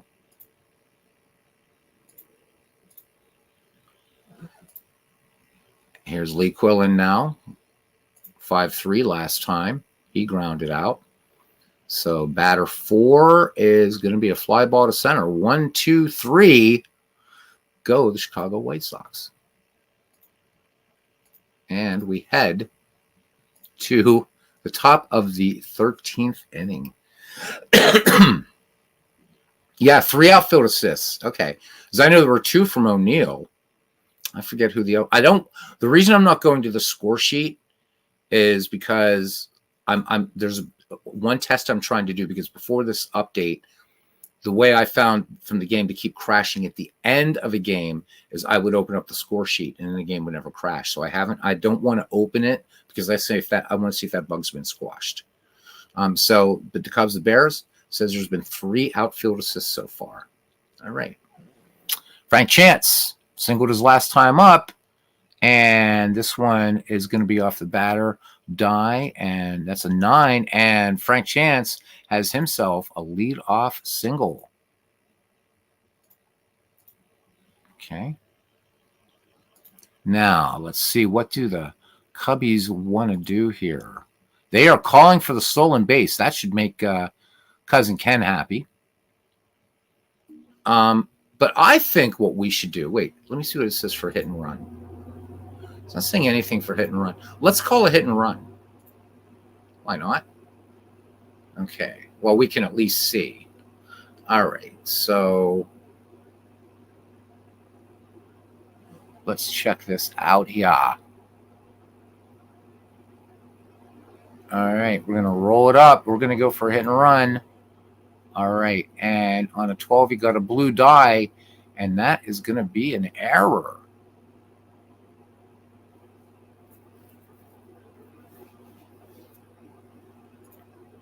So we will score an error, and the runner advances.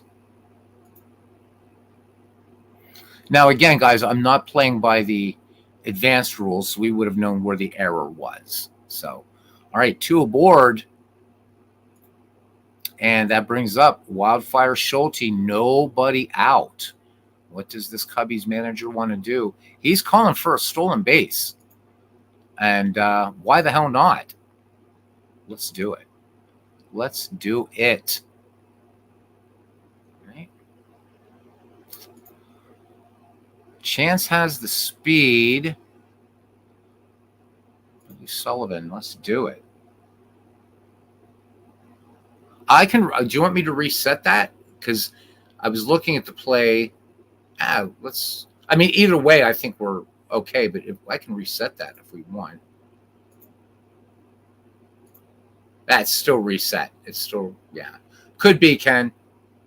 Could be. Maybe it was a good jump. So either way, the hit and run play does work, I guess, because we still have 2 runners on.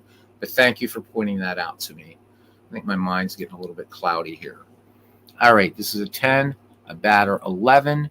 And so the Cubs will take the lead here as the single scores a runner from second. If I was Mr. Overall, I don't think I would name my son Orville. All right, we got a single and 2 asterisks here.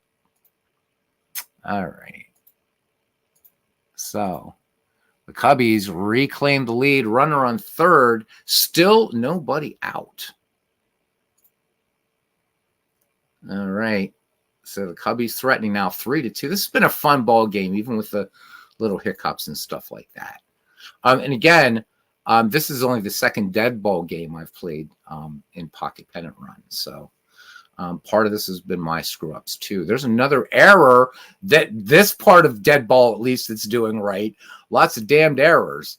So the run's going to score on this error.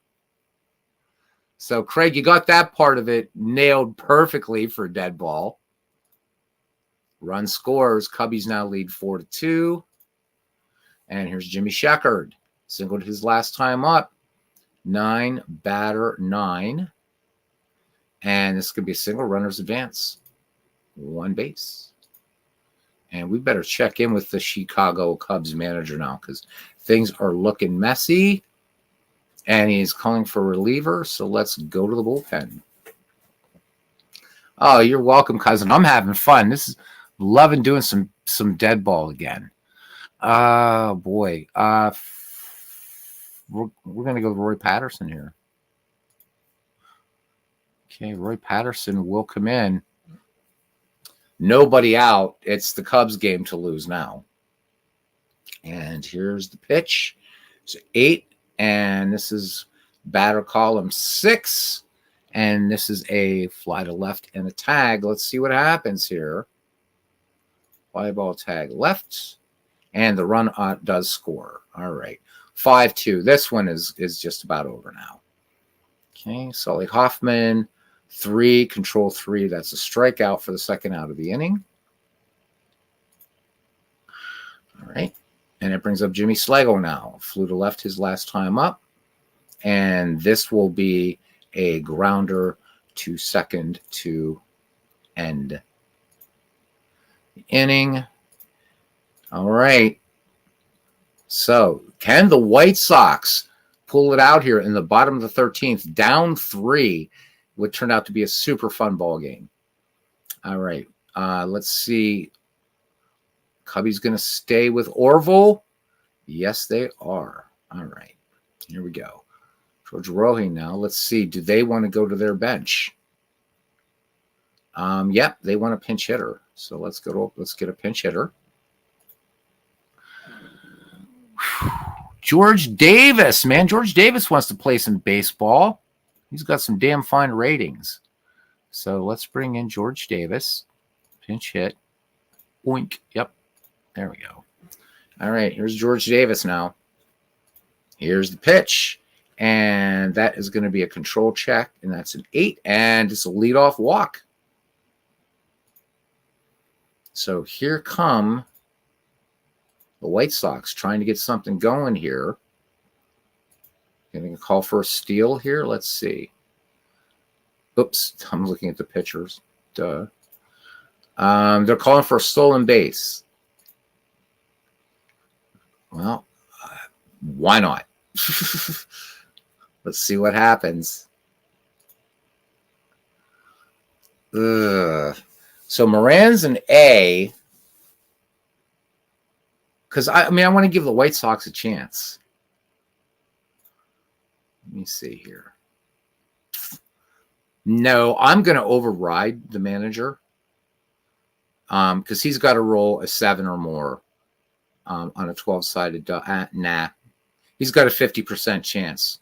Not good enough. I wouldn't. I'm not gonna run here with George Davis. All right, here we go. Shortstop 6, and this is going to be a ground. This is going to be a fielder's choice.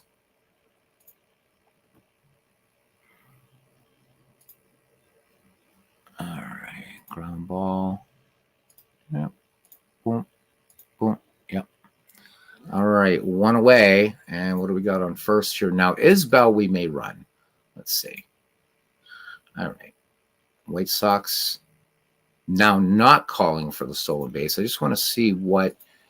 So Isbell has got a pretty good damn chance of. So the question is, do I override the manager here and run him? I think I'm going to hit and run. And this way we can look at what I did here with any sort of the screw up that I did last time. So let's hit and run. There must be runner only on first, less than 2 outs. Batter must be an A or a B in order to use. Okay, so we cannot hit and run because Fielder Jones is a C. 1 out. I don't think we want to butt him over. Let's let him swing away. All right. 8, left, right, 12. And this a power check 10. Oh my God, it's a triple. Oh my God, I'm gonna die here. So one of the White Sox at least have picked up a run here. So it's a triple by Fielder Jones and a 3-base advance. There we go. Okay. White Sox battling here, unlike their 2024 counterparts. All right, here's John O'Neill. They don't want a pinch hitter. They're calling for a steal of home. I don't think so. I don't think so. Not with a guy that only has 50% chance. Nah.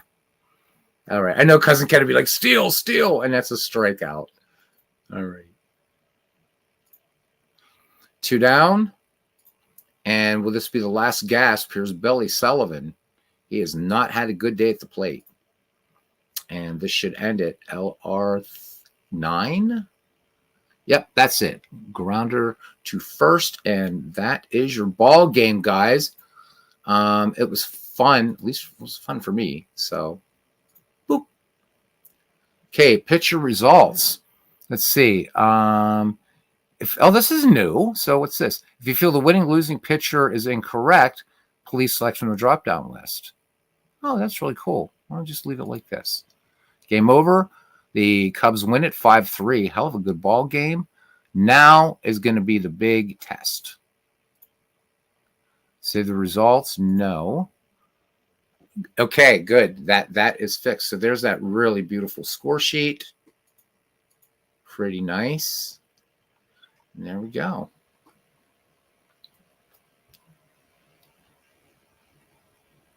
Good old Ed Walsh. Look at that, man. So Ed Walsh struck out 6. Brown also struck out 6.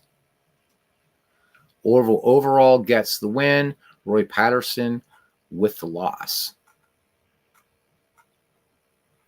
So let's look at our assists here. There's 1. Let me see.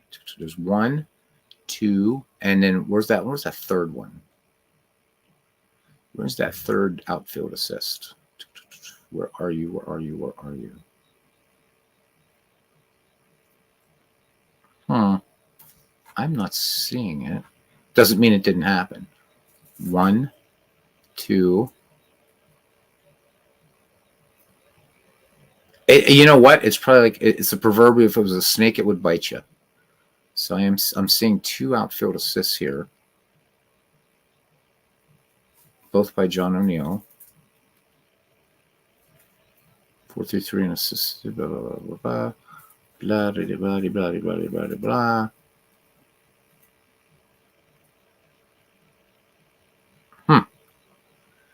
Anyhow, you're welcome, Cousin Ken. You're welcome. So, pocket pennant run playing pretty well. Now we know that when the game crashes, very, very easy to just load it back up and go again. Again, guys, you can play this game any way you want. You can just have it just pre-fill this thing for you and just go ahead and roll the cards and dice and never have to touch the software other than doing this. I do like that it does, it does pre-fill. Now, of course, the question you have to ask yourself, do you like this style of score sheet or do you like the inning style of score sheet? I'm growing more to like this one now, I think, than the kind of I kind of like this. Before I wasn't as much of a big fan of this, never was a big fan of this style of score sheet. I like this sort of old-timey kind of whatever. But I like this because it's very easy to look at everybody's at bats a little bit easier and stuff like that. So, and these are nice score sheets. If you get the physical game, you get a couple different types of score sheets with it. But you got to fire up your printer and do all that, whatever. But there we go. So, boy, that was fun. All right, guys. I guess that is it, at least for this. It's probably too late. I don't have to get back to work till Wednesday, but I don't want to bore you guys with another. I wasn't going to do another game of this, but Still feeling like some baseball, man. I'm still feeling like some baseball. So Pocket Pennant Run. This version, this update is just an update. So the last one you had to download the whole thing. This one's an update, really easy to do. Just download it, unzip it, right? Delete the old executable, copy the new one over, and you're ready to rock. So I still think this is an excellent bargain. It plays a good game of baseball. I would like to see the dead ball era adjusted a little bit, though. The pitcher fatigue. And again, we even had this not only from the Cubs, the Bears, and Ken Castro, but also from Robert, RJO Network, who doesn't really play a lot of dead ball baseball. Seeing that fatigue rating as being a little strange. I want to just see something else. Not that we're going to necessarily play. We're going to give this a game ID of 1. I want to look at the 19th century because I've never looked at it here before. So let's pick 1884. Cousin Ken knows what I'm up to here. And let's find those Providence Grays. Where are they? Where are you guys? Where are you guys? Come on, Providence. There they are. And let's play them against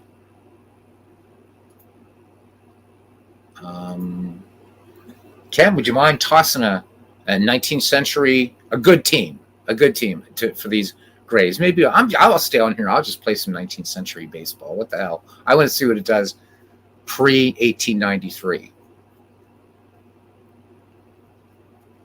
So what do you say, cousin? Who should the Grays play?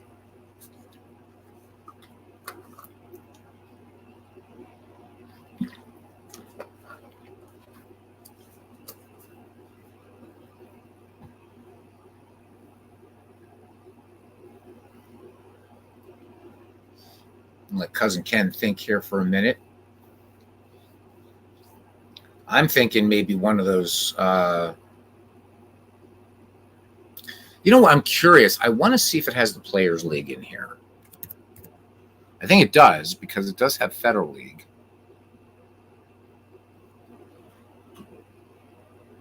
Let me see. Yep. There's the Brooklyn Gladiators. So the Players League is in here. Pretty cool.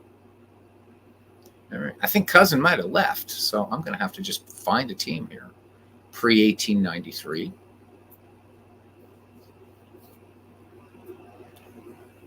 Yeah, let me check Baseball Reference here and see who was good. I am not so good with 19th century baseball as Ken is. Cubs and Bears is good fun. Thank you, buddy. It's always good to have you in here. I know, like me, you're a huge out of the park baseball fan too. Oh God, I got to check Baseball Reference here. So I just want to see what this does with 19th century baseball. Just curious. All right, type B to get Baseball Reference. And let's pick a season. Seasons, all seasons. And let's go way back machine, Mr. Peabody. And let's have them play the White Stockings. Man, I should have known that. How about the White Stockings? The 1885 Chicago White Stockings, to be exact. Yeah, he would. He definitely would. 1885 Chicago White Stockings. Chicago getting a lot of love here tonight. Okay, add teams. Do I want pitchers hit? Of course I do. Okay, who's starting for Providence? As if I have to ask. So Old Hoss Radbourne is going to go up against John Clarkson. And there we are. Here we go. It's 19th century baseball now. Holy hell. Love it. All right, let's look at this Providence Grays lineup. These guys were, they're really tough. Really very tough team. So leading off in center field was Paul Hines, batting second at first base, Joe Start. Batting third and catching is Barney Gilligan. Batting fourth and right field is Charlie Sweeney. Batting fifth, the guy who has, like, he sounds like he should be playing today with his name. Third baseman, Jerry Denny. Batting sixth and left field, Cliff Carroll. Batting seventh. At shortstop is Arthur Irwin. Batting eighth. At second base is Jack Farrell. And Old Hoss Radbourne pitching and batting ninth. All right. Paul Hines steps in. Here's John Clarkson, and he is ready to go. So just a little bit of 19th century baseball. We are on West Side Park, favorites hitters. All right, here's the pitch. This is a control 7, and that's a strikeout. All right. So one away. Joe Starch. And this one out to right field, and Billy Sunday will camp under it and make the play for out number 2. 19th century baseball. Hey, Bernie, how you doing, man? So, Bernie, tomorrow we're gonna get together. We're gonna pick teams, right? What we ought to do, Bernie, is do it as a broadcast. We should do it as a broadcast and create our league, because that would help people to learn how to create a league. What do you think? We could talk about it tomorrow if you want. I think it would just be fun rather than hanging out in the Discord. Let's do it as a live broadcast, man. I think it'd be fun. All right, here's Barney Gilligan now. You missed a good game, Bernie, earlier. We had the rematch of the 1906 Cubs and White Sox. That was fun. Now we're testing this with 19th century baseball. Did you get the new update today? This dropped this evening, Bernie. I just want to make sure you got it. All right, this one is an 8, and this is a grounder to second.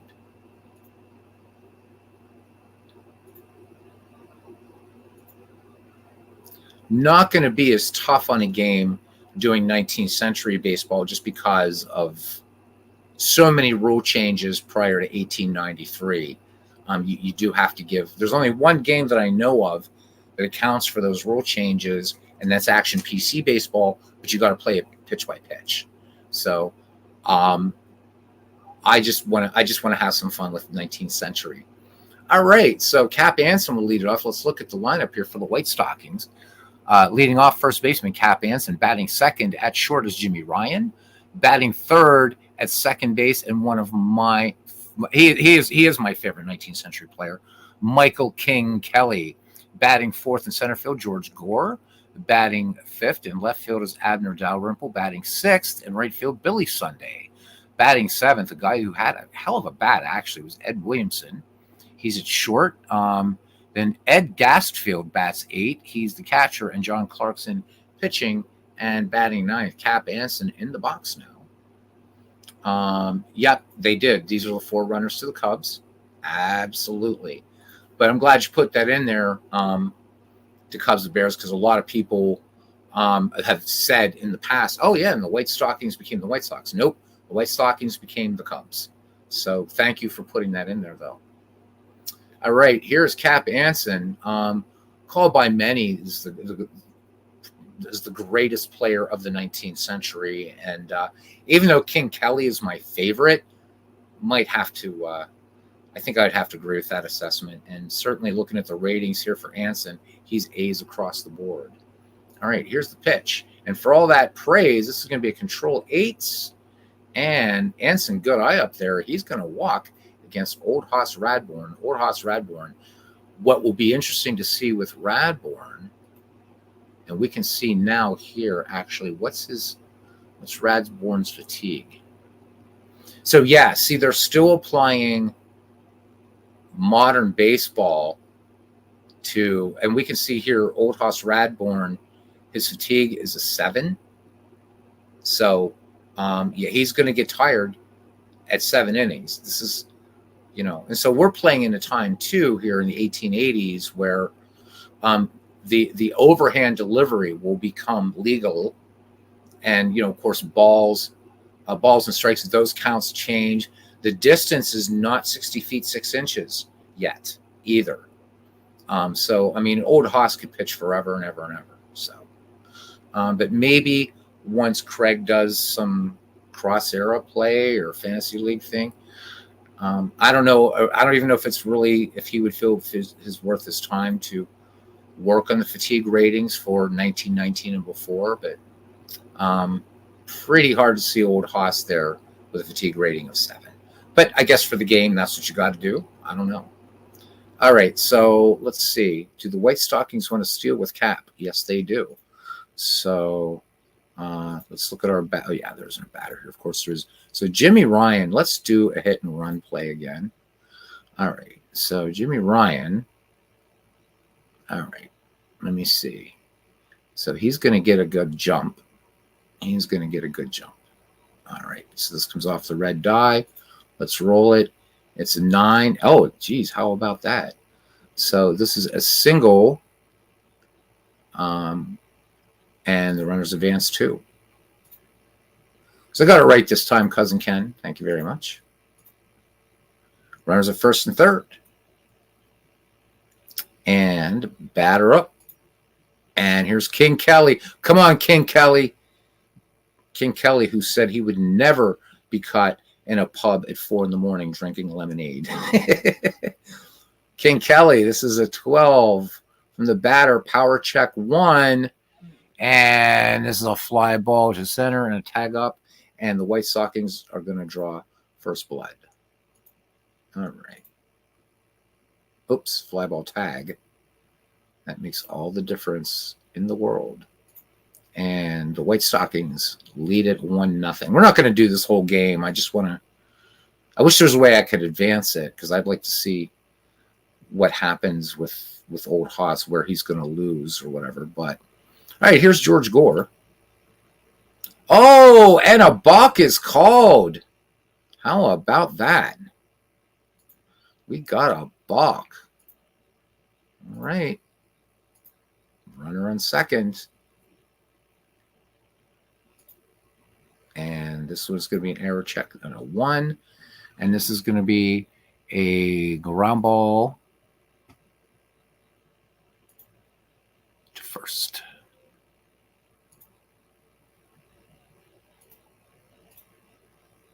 Two down for Abner Dalrymple.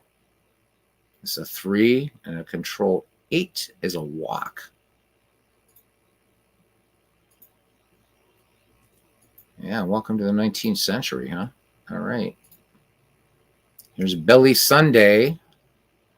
Billy Sunday strikes out. All right. So the White Stockings, after 1, lead the Providence Grays 1-0. So anyhow. I think we'll hang it up here. I think Cousin Ken took off. So we'll stop it here. As I don't think as soon as in fact, what I'll do is save the game in case he ever comes back, which he will. There, the game's saved. So that's pretty much it. Good quality of life changes. We did have a crash, a lockup in the game, but the game loaded back in. Everything was fine during the White Sox Cubs, and there we go. Hope you guys have a wonderful. For me, I still call it night, even though it's morning. Thanks for coming in. We drew a pretty decent crowd tonight. We peaked out at one time at like 12 for dead ball baseball, and for just hearing my terrible voice and screw ups. That's pretty good. So to Cubs, the Bears, it's always awesome to have you here. Thank you, Bernie. Thank you, Bernie. And I will be doing a live broadcast tomorrow. I don't know if it'll be my channel or his channel. So again, Bernie's going to be picking 8 teams from the dead ball era. From the American League, and I'll be picking 8 teams from the dead ball era in the National League. And we're each going to run those seasons in out of the park baseball. And then, so when I'm broadcasting, it's going to be National League dead ball. Bernie will be doing American League dead ball. At the end of the season, we will meet in a World Series. So it'll be fun. I've already seen some suggestions for people because I cheated Bernie and asked for some suggestions. And so I have 2 teams already picked and ready to go for the National League. I just got to find 6 more. So that ought to be fun. So Bernie, thank you for coming in. Of course, the heart and soul of this channel, Cousin Ken Castro. Thank you, My friend David Lando, thank you for being here today. I did not plan on doing this at all, and then I checked my email.